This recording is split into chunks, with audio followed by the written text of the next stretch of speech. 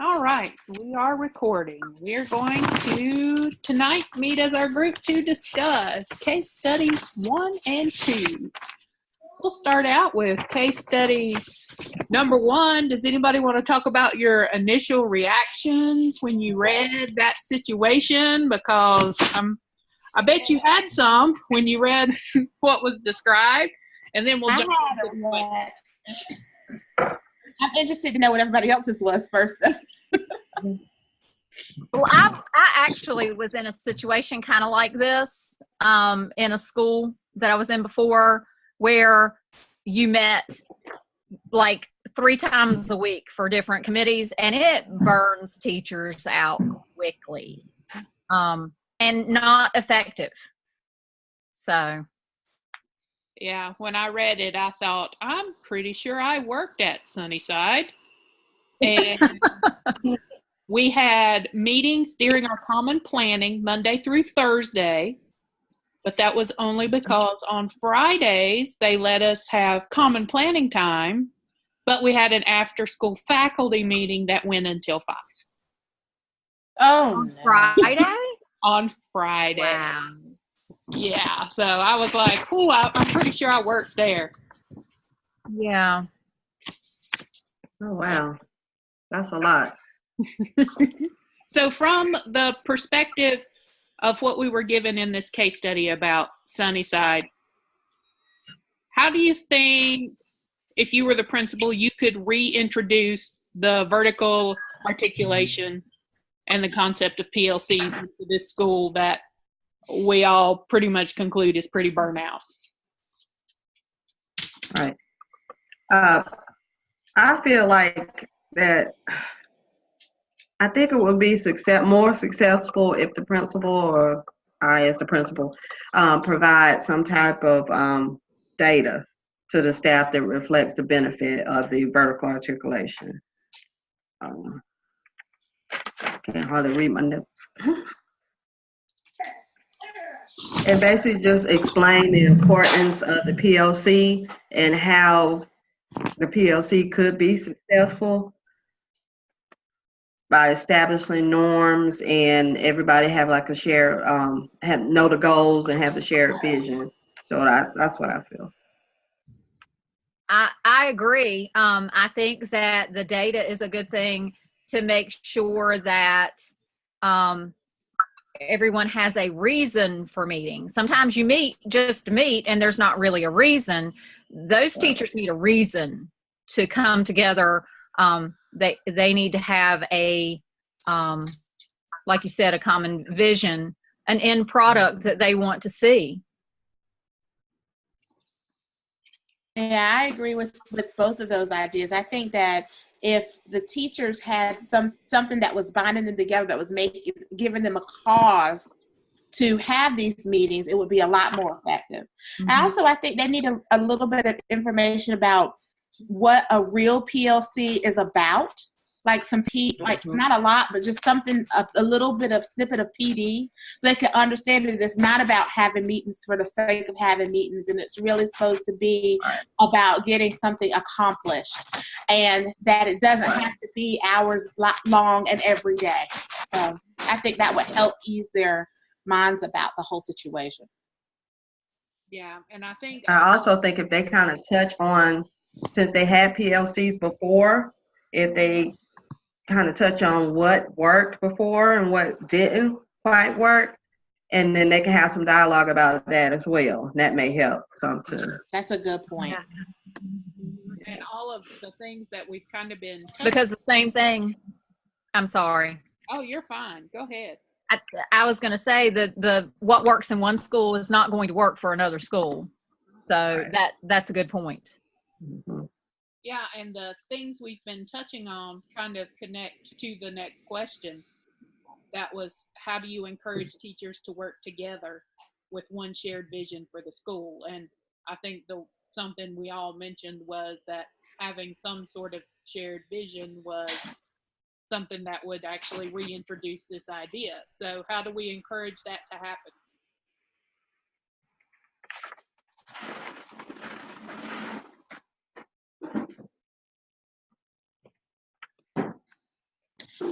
I had the idea earlier when I was looking at it, thinking about maybe having a dialogue about what the school's vision and mission is, and if they still believe that, just to sort of unite everybody in the same goal. And I made some notes similar to that, thinking about the situation I'm currently in. Is there a point where your vision or mission is obsolete? To update that? Do you need to talk about it? Because I'm in a school where our demographics have changed so much in the last 5 years. Our last vision statement talks very much about enriching arts and STEM learning and really, really high expectations. And now we're pushing 40% free and reduced lunch, something we've never had in the past. So does a school need to revisit a mission statement at some point and rework that? Maybe that would be the case. Well, and if the teachers had a voice in that, if they were given a chance to help develop that, then they would have buy-in automatically because it's theirs. They own it. And that's kind of, in my notes, I spoke to that as far as teachers buying into it. And I think they'll have more of a buy-in if they felt like they had more leadership in the PLC.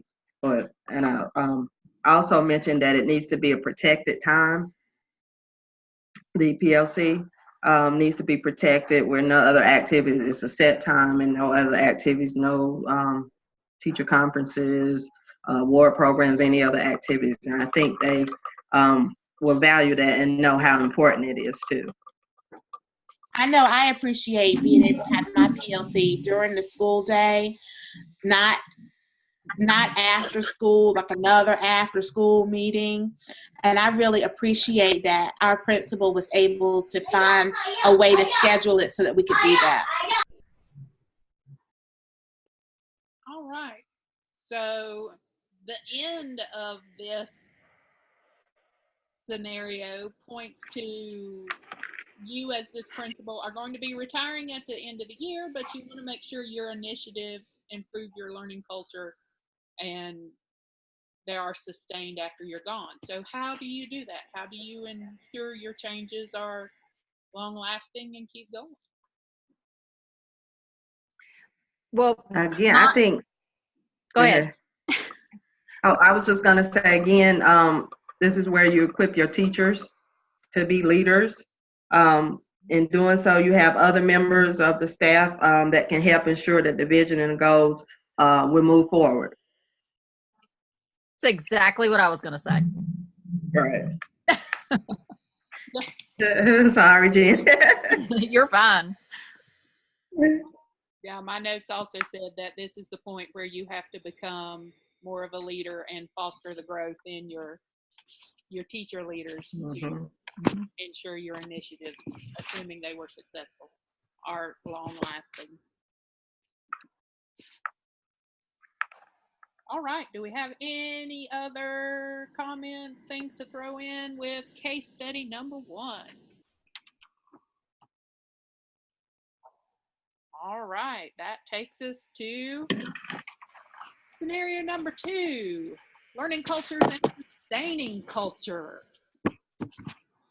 This one was interesting. It kind of, I was actually listening to a DPI webinar, oh, that's fun, yesterday, and they were actually talking about this. Schools that are using alternative assessments in addition to the standard assessments to promote growth. So that was kind of timely when I was reading this. So based on what we read in the case study, what elements should be a part of this new evaluation system that they're thinking about?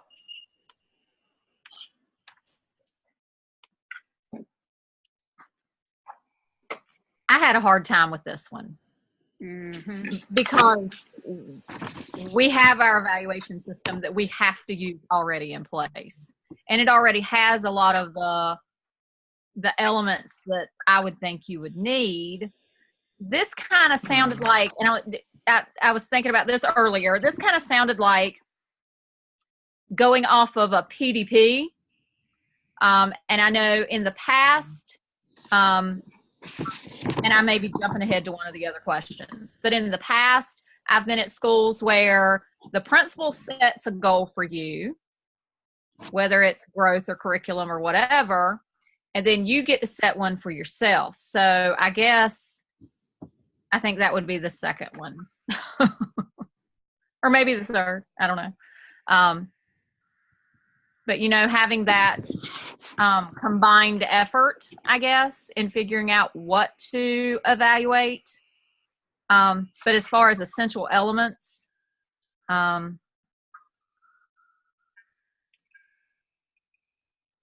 you always have to be able to evaluate rigorous instruction, the engagement of the students, that kind of thing. I'm not sure. Mm-hmm. What do you guys think?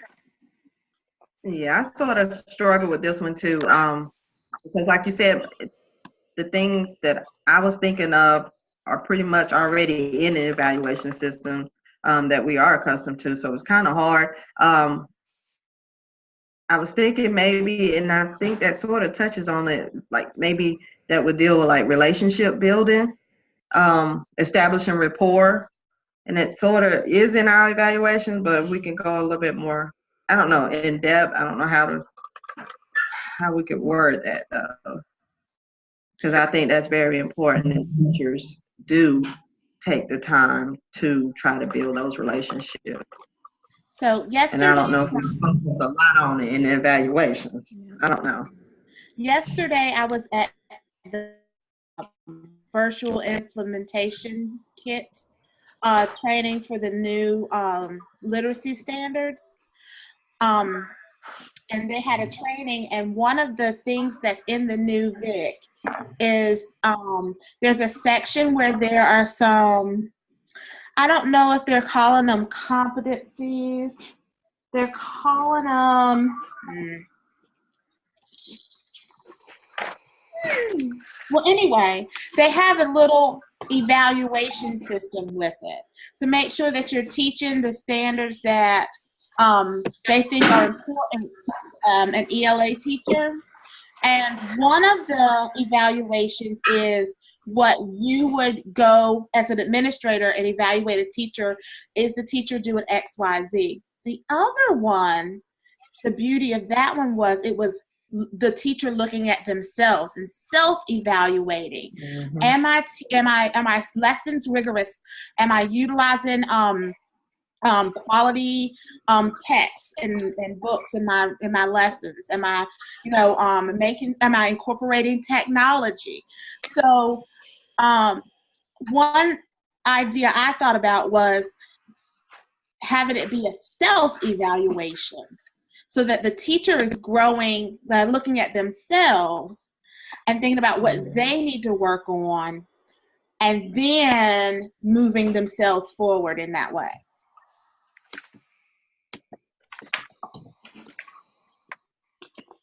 One of the points that the lady from DPI was making about evaluations that kind of answered this was, for so long, so many districts have dictated PDPs to teachers rather than making them, the first P should be personal in addition to professional.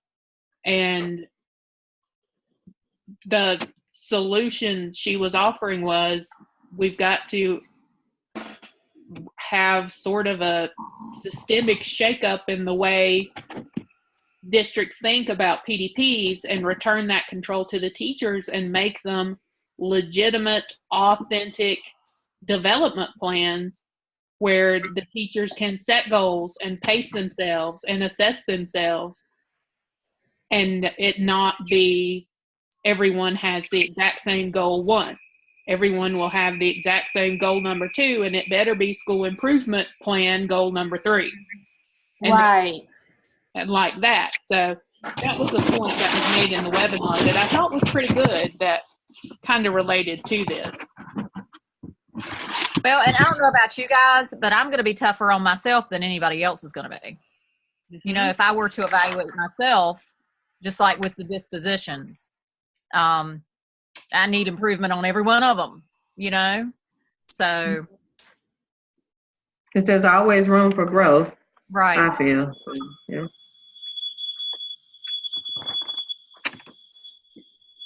So the next question, and we've kind of touched on it too, how do you get staff members to support this new evaluation system? How do you get buy-in? Well, if you allow them to help create it or to make up their own goal, you know, a portion of it, then of course they have buy-in because it's theirs. Just like with the other question we had on the other scenario. So I think they ought to have some ownership in it. I also put that in my notes as well, Jenny. I also said if you just speak from the standpoint that it's more of a measure of growth, and it will help to identify teachers who may need additional assistance. So you're focusing on growing teachers, and teachers will be provided feedback that will help in their growth. And I also put down, take the word evaluation out of it, because evaluation carries a negative connotation right now. So do you call it something else, which automatically would change the perception of what the staff would be involved in? So there's sort of the more positive the attitude will also increase the buy-in that you would get from the staff. I had that same thought. Yep. That's good. We should call it That's real good. tomorrow. Yeah, I like that. I like that. That's good. So our last one was, so what do we use this new evaluation system for? How does it get used? I was thinking that they could, well, I already mentioned that it might be a good way if I was able to evaluate myself and think about my own practice and then make changes based on that. But then also, maybe if I was going into a peer's classroom or like a learning walk and seeing what things my peers are doing, really, you know, use some of those attributes from the evaluation or reflection or whatever we want to call it to help my peers to develop, especially like the mentor BT relationship. That would be a really great way for mentors to help evaluate BTs and the other way around so that they can see good practices in action. Well, and not only that, if you are looking for self-growth with a learning walk, you go in and look for the things you want to emulate in your own classroom. Yeah. So that's good too. Right. Those are good points. And I was also thinking it can be used to kind of like what you were saying, Danny, to pair maybe expert teachers who maybe their strengths may be in one area with other teachers who may not be as strong in that area. So I think that could be a valuable tool as well. I had also written that this might be a point as a leader where you might want to delegate the responsibility of supervising this, again, to kind of pull away from that evaluation piece of it and maybe have the instructional coach or the instructional facilitator in the building, someone who isn't in a position to evaluate or judge, be responsible for maintaining and upkeeping those, again, to make it more growth oriented and more self-centered and focused on learning instead of judging necessarily. I kind of do that in my role. Since I do not yet have an administrator's license, I'm not able to do the full evaluations of teachers. So I walk around with a sticky note pad and I write things that I love about the classrooms that I walk in, and I stick it on the door when I get ready to leave. So hoping that that will help those teachers see what they're doing well, and that will allow them to grow that area, but maybe some others too. Mhm. And they love getting positive feedback. It helps the morale.